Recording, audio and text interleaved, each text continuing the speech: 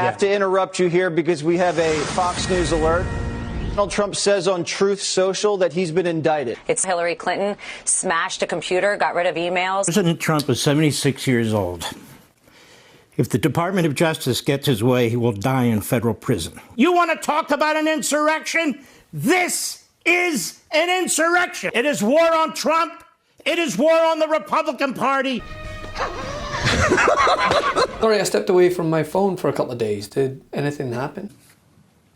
Today, an indictment was unsealed, charging Donald J. Trump with felony violations of our national security laws, as well as participating in a conspiracy to obstruct justice. So for anyone that's keeping count, that's 2 impeachments, 2 indictments, and found liable of sexual assault. But MAGA, right? In the wake of the bombshell announcement that former President Trump was indicted on 38 counts, Fox News meltdown was imminent. And all the classics were rolled out. You know, we had the opening act of, well, it's just a sad, sad day for democracy. Very, very sad day. Again, Fox News has confirmed that the former president has been indicted by Joe Biden's Justice Department, 7 counts, mishandling documents, possibly obstruction. We're hearing espionage as well. He'll be in court on Tuesday in Miami for an arraignment. For President Trump, who has seen him up close and personal and what a heart he has for this country.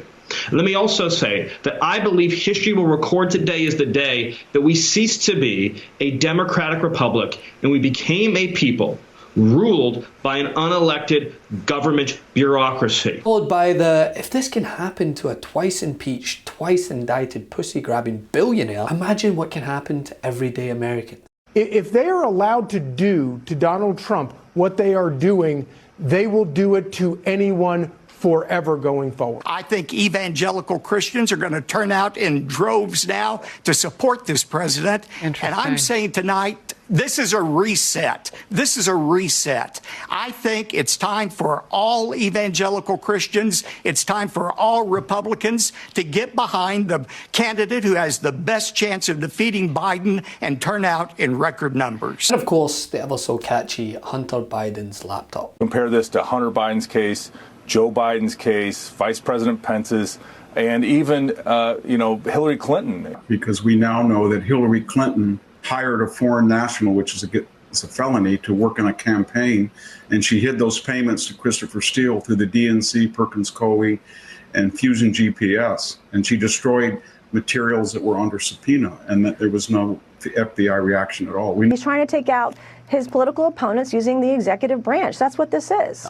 Look at the shiny ball. That's what this is. Look at the shiny ball. Don't look over at what we're doing. Don't look at what Hillary did with her computer. Don't look at Clinton and his drawer. Don't look at where we're storing things. Don't look at the fact that Biden has documents in Chinatown or that his son has a drug addiction and also got bribes. Don't look at any of that. This is not what we do in our country. We have elections. Allow the election to take place. But Mitch McConnell, this is your moment, my friend. It should be devastating. But of course, they've just brought out this shiny object to make all of the media look over there. So you're not going to see anything about the Biden bribery stories in the New York Times or the Washington Post. All you're going to hear about is Trump, Trump, Trump. Then we pivoted to a more positive, upbeat track of the, well, he can run on pardoning himself. Trump could run on pardoning himself. What you just said is one of the most insanely idiotic things I have ever heard. You know, for people that feel that this is bias, that this is part of a pattern, he could turn this on his opponents and actually run on his right to pardon himself. So if he's elected, even if he's convicted, he could pardon himself, or he can do so before a trial occurs. Yeah, the good old pocket pardon. Right, because if the current strategy of running on denial and that you still won the 2020 election wasn't strong enough, then I'm sure elect me so I don't go to jail will go down a treat. But here's the thing, it wasn't just the usual suspects at Fox who were bending themselves into a pretzel to avoid admitting how bad it is. Many members of the GOP did too, and engaged in the same whataboutism. that this judgment is wrong by this DOJ, that they treated President Trump differently than they treat others, and it didn't have to be this way. This is going to disrupt this nation because it goes to the core of equal justice for all, which is not being seen today, and we're not going to stand for it. It's no coincidence that yesterday, when we walk out of a skiff in the Capitol and bring out the most damning, credible evidence against Joe Biden, impeachable offenses, and I'll argue this, he should have been hauled out of the White House yesterday in handcuffs.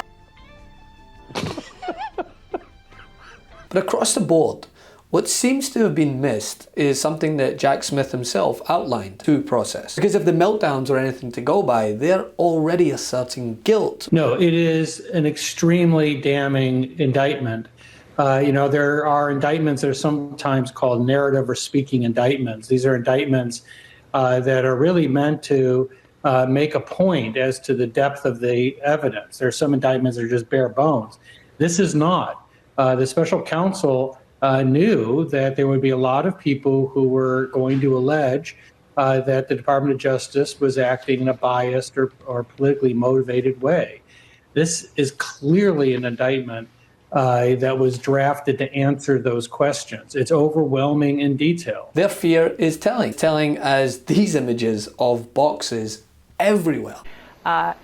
That's the bathroom. That's another example. That's another example of what we're talking about. But on this specific part of the indictment, these documents that are only supposed to be seen with those countries that the United States relies on for intelligence, the most important intelligence that deals with not just national security for the United States, but for the United States' allies. And so this is not just an issue for within the borders. There it is. That's the photo that this part of the indictment is referring to.